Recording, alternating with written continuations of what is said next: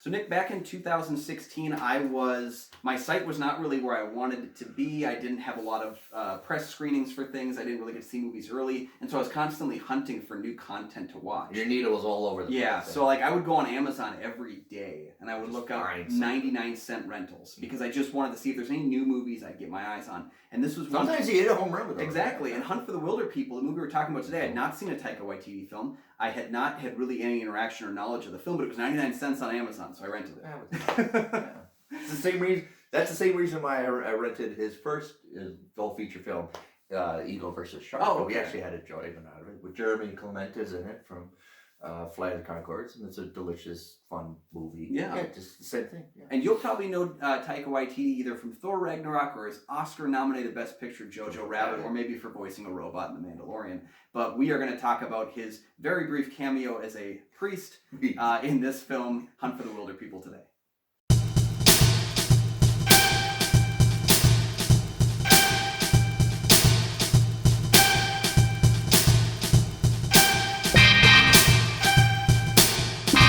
All right, I'm Nick from the St. Paul Filmcast. And I'm Kyle from GoThroughMovies.com. We're talking Hunt for the Wilderpeople. And but before we begin, I'd like to say thank you for watching, and if you're regular, thank you for continuing watching and support the show. If you're new here, it's simply a review. Hopefully you'd like to add your comments about what we talk about, and probably talk about your friends, mention everybody else, and check out the Patreon for some cool deals, and then join the team. Today we're talking about Taika Waititi. Taika Waititi, the famous not shy at all. He's not shy at all, right? Yeah, exactly. And so the plot of Hunter for the Wilderpeople, we follow a rebellious youth, Ricky Baker, as he's sent to live with a reclusive couple living in the country. But when life unexpectedly changes for the family, Ricky's living situation is thrown into jeopardy. He runs away to live in the bush, where he and his cantankerous foster father, Heck, are forced into an unlikely friendship while a national manhunt is underway, searching for both of them. Okay, so Hunt for the Wilderpeople stars Sam Neill, who I actually believe does not like children at all. and of course, there's some regulars that Waititi likes to work with. Is Rachel House playing Paula. You have Sam Neill, and then Rhys Darby is the loud one in this, obviously. But yeah, overall, this is one of those comedies that is calm, quiet, a little bit quiet. Not so much of it, like American comedies has to be crass, has to be loud. But here it has a little bit of emphasis of being overblown when you need to be, and quiet when you need to be. And that's what's the remarkable thing about it. It's one of those like, oh, that's kind of weird and awkward. Yeah. One of the many, Waititi actually says one of the many like strengths of New Zealand-based comedy is that it's comedy of the mundane. It's very and that's where like Flight of the Conchords, What We Do in the Shadows, even though it's a vampire film, still is very mundane in what its comedy is rife for. And even some of the things too, I would argue that Thor Ragnarok is comedy of the mundane because most of the time what they're saying is mundane for them in the film. Like Thor talks about when his brother turned into a snake and bit him.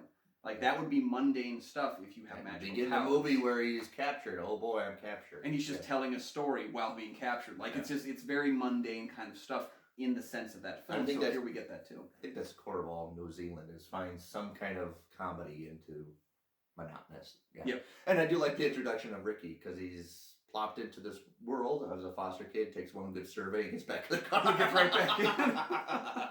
And that's funny without doing anything very much. He just one good survey, not good for me. I do like Rachel House is one of the supporting roles, but she has a little more ambition to beyond what her job is. Yeah. She doesn't really want to stay in her lane or credentials. Yeah. I like that she like consistently references like her job as if she is a cop, which she's not. Like she reads Miranda rights, even though that's an American thing, not a New Zealand thing. She uses the phrase "no child left behind," which is very Americanly popularized. Yeah. She's brilliant in the movie, and I think she works really well with Waititi's comedic standards as well. Another thing is, we mentioned Sam Neill when we started. I asked my wife about this last night. I don't know if I can think of a single bad Sam Neill performance. The man is brilliant in everything I've seen him in. Even if the movie's not great, I think he's amazing in everything. Dead Calm, check it out. Yeah. Dead Calm. I think about like Memoirs of an Invisible Man, which I think is a very underrated horror comedy, but like most people hate it. But no one says bad things about Sam Neill. He played Damien in The Omen Part 3. Yeah, the grown-up Damien. And no one really no one hates that performance, even if they don't like the movie. It's just he's always adding a punch of something. And like you said, he doesn't like kids. You know, they smell. He even smells. He does live on a farm. This is like his natural. They filmed this in almost his natural habitat. Mm-hmm. He has a farm in New Zealand that he yeah. So it's like he lives out this. But I do like the introduction of him because it's far away and closer and closer. It doesn't attention to eventually they become together. Yeah. And there's kind of always like an arm's distance between him and Ricky. At times when Ricky is choosing to have that distance, times when Heck is choosing to have that distance, and even when they get close to each other and have a mutual respect and friendship, there's still kind of that. It's more that we're just two people that no one else understands, so we have to stick together because we have no one else. And I really respect like that idea of like two people that are just would not get along with anyone else in the world finding each other. And that's the reason because of the character Bella, who's kind of the glue between them. The Merchant, she's overly nice. We don't really. She could play it cute. She doesn't. It's very bluntly honest. Yep. Once you have breakfast before you run away is the best. I like that she describes his room with the books, and like one of them is like I think has like Quake cakes or something, like it's a recipe book, and then there's like a fitness book on the shelf, and she's acting like he's got reading material, but it's just like it's like humdrum. You wouldn't read this for fun and pleasure kind of stuff. Yeah. And she says there's little glass cats, and then she goes in a knife for stabbing enemies in the dark, and it's like I respect that like she thinks she's hip and cool. Right, and that's really in her world. Yeah, you know, that's one of Rima Tewiyata's like real strengths as an artist. I actually became familiar with her in the horror comedy Housebound, which is a New Zealand horror comedy about basically a haunted house kind of story, and she's brilliant in that too because she's again playing it straight the whole way. Yeah, and we're allowed to kind of laugh at it. It's almost similar like a New Zealand version of like a Leslie Nielsen comedy performance, where it's like they all don't see the comedy in what they're saying. Right. We like Leslie. Yes, he's trying to win an Oscar in the movie Airplane. Yeah. And Aunt Bella, she's trying to be the reasoning behind everything. But right, I like what about this movie really do is the complete avoidance. It could have been cute. Mm-hmm. It could have been the cute, ready for G, had the kids. No, what's cute is how constantly not cute skewed away from that. Yeah, yeah. There's kind of a cuteness to how not cute the whole thing is, where he talks about Tupac as if he's like my best friend. You know, Tupac's my best friend, so I'm gonna name my dog after dead Tupac. For over 20 years. And he pretends that it's like an imaginary friend for him, or like how he jokes about getting killed in a drive-by is how he wants to go out with Hector, and it's like it's so not cute, but because this child doesn't understand like the normality of things because he is a bad kid, or like again the cuteness of him destroying property, and it's just like kicking a mailbox and like littering and spitting on cars and stuff like that. There's like a cuteness to how not cute what's going on is. Right, and like I said, there's avoidance of cuteness, but there are also very visual, comedic, political obstacles presented in the movie. Mm-hmm. Obviously, he's part of the foster system, and Rachel House's character works with foster kids, but the first thing she says, what's wrong with him? He's this, and this, right? And that's just the stuff we know. And that's the stuff we know, right? He's graffiti, he's bad. And this kid is not really, I would say, overall bad. He does bad things, but it's fun. But you understand the reasoning behind it. He probably never had a good break all his life. He's been dealt a bad hand in his life, yeah. When he specifically describes the fact that he never knew his mother or his father. So this is someone who's never had a caring figure in their life. And so that's why Heck is so perfect, because Heck isn't a caring figure on the surface. No. It's more of a protector, and it's almost like a teammate. And that's what I think works so well for them. And I also love that this film is broken up into chapters because it allows that journeyman of the whole thing. Like I told Jamie, I said I could pause this movie at any point, walk away for the night, and then come and pick it up like it's a book the next day. And still like enjoy everything that's going on. And you remember what happened. Yeah, it feels like it's got good stopping spots where you could go and get yourself a cup of tea. Like I said, the comedy is very quiet. There's a lot of calmness to it. But you go out in nature and you got some wonderful shots in here. Oh yeah, the movie is beautifully shot. Cinematographer Lachlan Milne, I believe. Yeah. Not familiar with his work at all, but he films it as if he's kind of filming either a nature documentary or a war film. He kind of plays with genre tropes, and there's a lot of shots that seem lifted out of other, not just classic American films, but classic New Zealand films too. There's a lot of shot-for-shot recreations. Apparently this that chase sequence with Crumpy the pickup is modeled after a commercial from the 80s that aired in New Zealand. And so it's like, again, like a lot of stuff is like lifted and kind of like repurposed from what it initially was. But it emphasizes the characters because you got a lot of great scoping and landscaping shots to the point where the characters are like, I don't want to go back to civilization. This is, and you understand it through looking through the lens of this cinematography.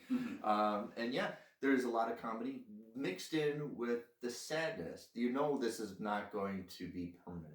Yeah. That the relationship they're having out in the woods and they're building up, it's not going to stay.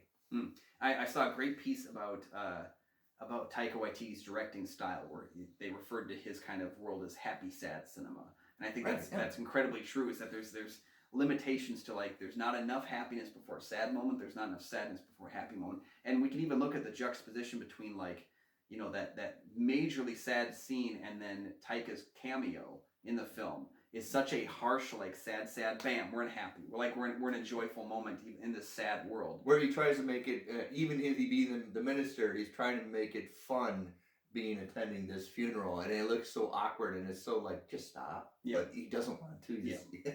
And, like, I can't get through a single conversation with this film where my wife and I don't talk about vegetables behind the door. It just doesn't happen. It permeates everything going on with this film. So, and that's what I appreciate about it, is that he kind of plays it as if he uses the comedy almost like a jump scare. Yeah. You know, where, like, in a horror film, like, something jumps out, interrupts the action of the film with this moment. He kind of does the same thing where, like, you could eliminate all the comedy bits and it's just a fairly interesting adventure story. But those comedy bits kind of come out of nowhere, and that's why they're funny, is that you didn't expect them among the strangeness. And that's how you start what we do in the shadows. Yep. The alarm clock goes off. I don't know if it's 6 o'clock a.m. or p.m. I'm going to take a peek or it might blow up. And and you're right, you use the jump scares as comedy, but you also find the comedy where it's overall a sadness. There's some melancholy that plays throughout everything that you see. Right. And I like seeing a glimpse through Ricky's world. You know, and that's really how we get to kind of see it, a fairy tale version of his world.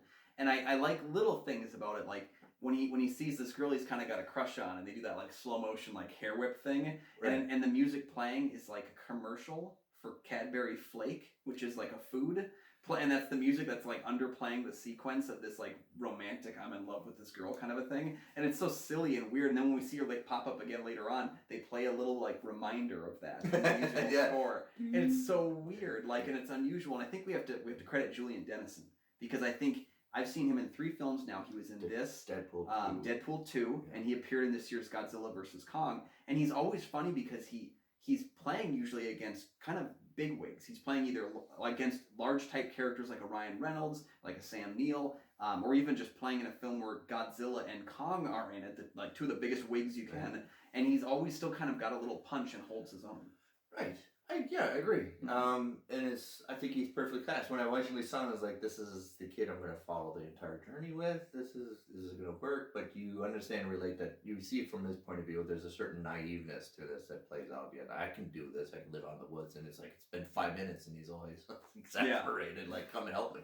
So that's what I like about the comedy, is there's a sense of naiveness, but a sense of sadness that really is nowhere else to go. Eventually this is going to play out.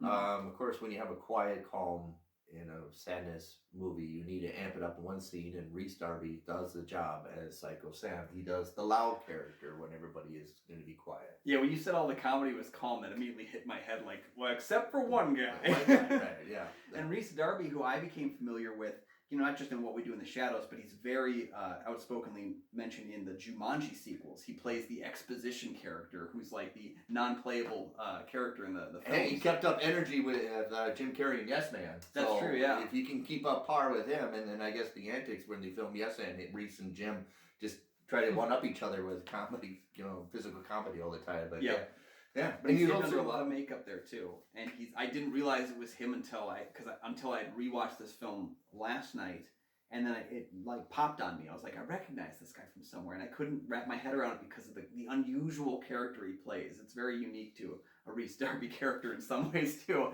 but he also injects the film with a much needed punch to get us over the ending. Because I forget about Psycho Sam every time I watch this movie, and I was checking on it. I had paused after a chapter to go get a drink, and I was looking at the time. I was like, how is there still 30 minutes left? I thought we were at the, I'm trying to remember, like, what else happens in the movie? And I forget about the character, and then he immediately popped up, and I was like, oh, that's right. And of course, I remember him from one of my favorite shows, Flight of the Conchords, as the band manager, Murray. Yeah, which again was work done by Waititi, who wrote and directed several episodes. So, it's kind of that through line there of there's a sense of sadness to that whole series, and there's a lot of funny to it, right? Yeah, and mundane.